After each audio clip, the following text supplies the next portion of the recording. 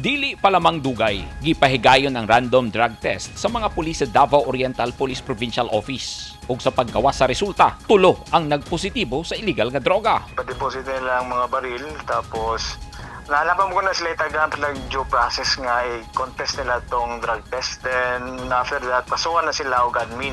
Admin ang unang makasuhan na 3 years. Ang mga pulis nga nagpositibo sa illegal nga droga naghupot og ranggo nga patrolman, corporal ug police staff sergeant nga na-assign sa intel unit sa Police Provincial Office ug ang duha na-assign sa Provincial Mobile Force Company. Kasong Administratibo nga grave misconduct ang atubangon sa mga pulis. Ang kaping tulong nga nag-positive sa random drug test, Mag-atubang ni sila o admin caser.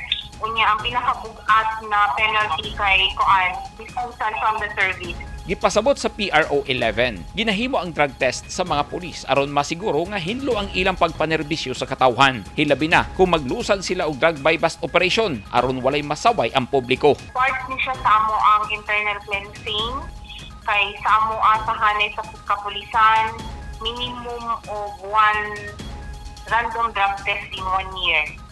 Sa miaging semana, migawasab ang resulta sa drug test sa mga pulis sa Davao de Oro Police Provincial Office ug usa ka pulis ang nagpositibo gihapon sa illegal nga droga. Posibleng madestino sa Regional Police Holding and Accounting Unit ang upat ka mga pulis na nagpositibo sa illegal nga droga.